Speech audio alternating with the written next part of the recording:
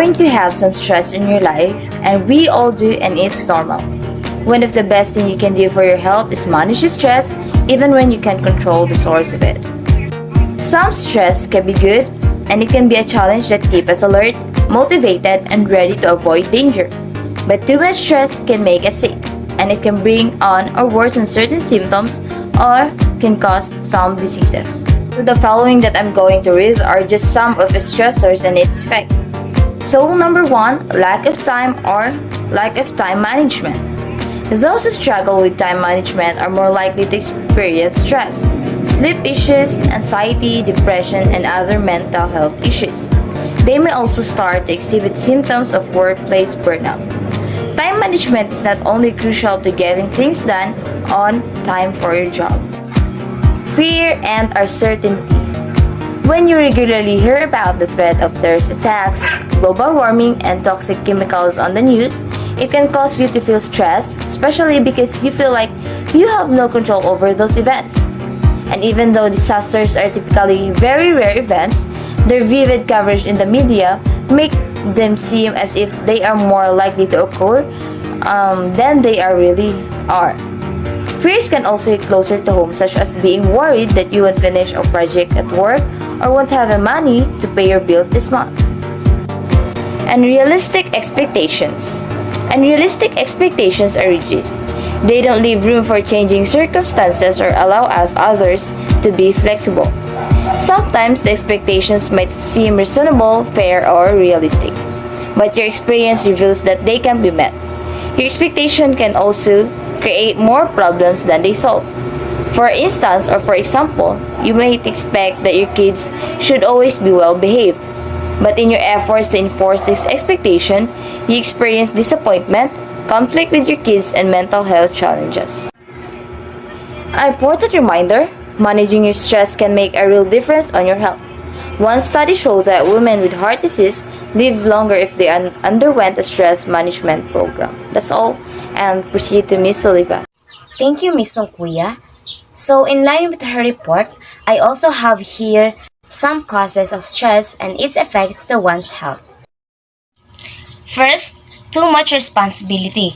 The burden of having too much responsibility stress can lead to you experiencing a severe lack of motivation or focus. At a time when too much work or responsibilities land on your plate, instead of thriving, your brain shuts down and stops being able to complete even the smallest task. The more people involved and affected, the more stressful it is, and the bigger the responsibility, the more worrying it is. Next is the major life changes. The only thing constant in life is change. But the scale of how stressful those changes are can differ. Experiences like landing a job and losing a job, entering a relationship and a relationship breakdown, becoming a parent and losing a loved one can create waves of change that may trigger stress and affect mental health. Lastly, the expectations. Expectations can create significant stress when they don't match up with reality. Also, consider how social media can greatly contribute to this. You compare your own worst moments, those not deemed to be shareable online, to others' best moment. In addition, over expectation from others in terms of targets or any achievements or supporting us also is a cause of stress. One frequently feels pressured by other people's expectations. It could be that your parents want you to be on top. When stress becomes long-term and is not properly addressed, it can lead to a number of more serious health conditions including high blood pressure, abnormal heartbeat, heart disease, skin problems such as acne, eczema, and psoriasis, and also leads to depressions or anxiety.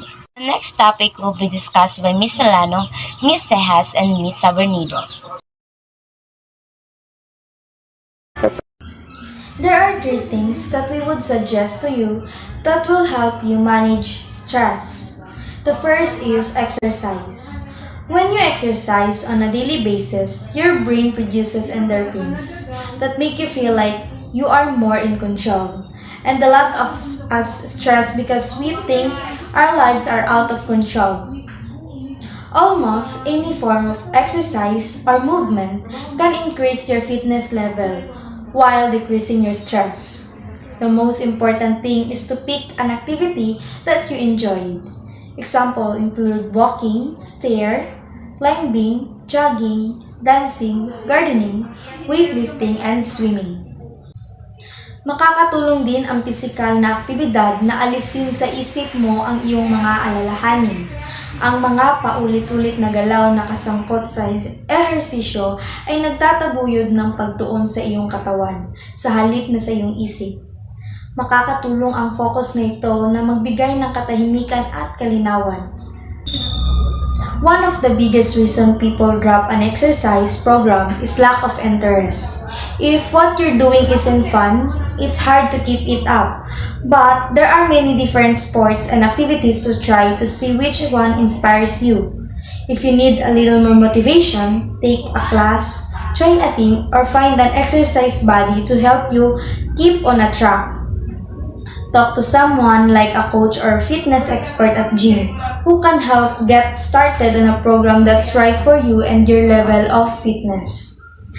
So, exercise can help a person age well. This may not seem important now, but your body will thank you later. That's all. The second thing that can help you manage stress is to have a sense of perspective. It's not the event that causes stress. It's the way you look at the event that causes stress. If you look at it positively, then you're able to help manage your stress more successfully. Do not dwell on the negative. Huwag masyadong mag-isip ng mga negatibong bagay o tumuon sa masasamang aspeto ng iyong sitwasyon. The way to manage your stress is nakasalalay sa kung paano ka tumugon at paano mo haharapin ang sitwasyong kinakaharap mo. Be aware sa mga negative thoughts such as, I can't do this. Instead, palitan natin ito with more encouraging words like, I can do this. I am capable of doing this. This is the time to believe in yourself. Manatiling positibo lang. Mag-focus sa mga magagandang bagay na nakapaligid sa iyo. Ugaliing maging positibo sa hinaharap at isiping malulutas rin ang mga problema. Intindihin na may mga bagay na sadyang di mo kayang baguhin at tanggapin ito. Mag-focus ka sa mga bagay na nasa kakayahan mong baguhin at ibahin nang sa gayon ay makuha ang resulta na gusto mo. Kapag ikaw ay nahihirapan or nasistress sa trabaho or sa pag-aaral mo, huminga lang ng malalim at isipin na marami ka na namang ibang bagay na nalampasan dati. Mas marami ka ng problema na nulutas at tulad noon, kayang-kaya mo rin ito. Walang problema na makakatalo sa iyo dahil magaling ka, dahil marunong ka at kaya mong lampasan ang lahat ng ibinabato sa iyong buhay. Lastly, to manage our stress, we should try to remember our fundamental goals and values and try to ask ourselves, are we still living with those values and goals? And the moment we realize and analyze the situation, we're going to wake up and be back on track, and you're gonna be more motivated and understand that everything should be still working for you to reach the goal. And you will realize that just everything will happen for a reason, and some things was happen for us to be more successful on our plans. A self-care plan is a guide to promote health and well-being, taking the concept of being a lifelong learner and engaging the person in building a curriculum of knowledge, skills, and attitudes to support their well-being. For me, it's a practice for us individuals to maintain or looking for our health. Making time for self-care activities that bring you joy and help you relax is good for your mental health and well-being. Connecting with others and daily exercise are simple but effective ways to maintain a positive state of mind. These are the lists of the daily self-care plan and how each individual should adopt it. Waking up early is arising before most others and also being described as a productivity method. Rising early and consistently so as to be able to accomplish more during the day. This method has been recommended since antiquity and it's now recommended by a number of personal development gurus. It is important to wake up early because balance your mental health. Research has proven that those who wake up early have shown better mental health symptoms. It is important to shower every day because showering cleans the skin and help clear the pores and allow skin cells to function. Benefits of taking shower: reduce negative feelings, promote health, reduce pain, tensions, reduce fatigue, eat healthy food because a well-balanced diet provides all the energy you need to keep active throughout the day and repair, helping you to stay strong. And now, let's proceed to exercise. Exercise is also known as physical activity. In simple terms, exercise is any movement that works your body at a greater intensity than your usual level of daily activity. In document the two basic exercise as daily routines such as aerobic and anaerobic exercise. Aerobic exercise aims to improve how the body uses oxygen. Most aerobic exercise takes place at average levels of intensity over longer periods. Aerobic exercise provides the following benefits: improves muscle strength and the lungs, heart, and whole body, lowers blood pressures, and etc. Second, anaerobic exercise does not use oxygen for energy. People use this type of exercise to build power, strength, and muscle mass. These exercises are highly intensity activities that should last no longer than around 2 minutes. Be positive, focusing on the positive aspects of any circumstance is known as positive thinking or having an upbeat attitude. It might significantly affect both your physical and emotional well-being. It doesn't imply that you downplay difficulties or ignore reality. Simply put, it implies that you approach both the good and the bad in life with the hope that all will turn out well. Once you have a handle on negative thinking, it's time to play up the positive.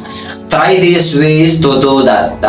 Smile, genuine, so look for humor and spend time with people or things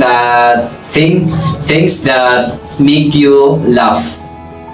Writing in a journal is a fantastic method to express your ideas and emotions, to express your thankfulness. You can also enumerate your blessings in a diary entry.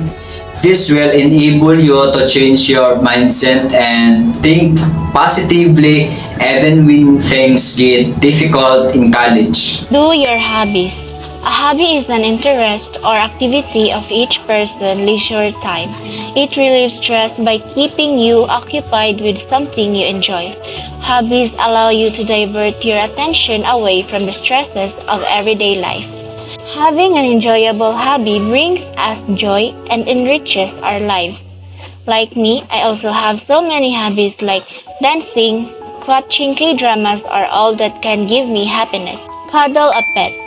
Cuddling a cute, loving animal is the best cure for stress, anxiety, and sadness. Yes, interacting with animals has been shown to lower cortisol levels and blood pressure. As a pet owner, I do recommend this because when I get anxious or stressed, I think of my cat and go petting him, especially the cat's purr. I believe that it can calm our nervous system and lower blood pressure. Lastly, meditate. Meditation is commonly used for relaxation and stress reduction. Meditation can help us improve both mental and physical health.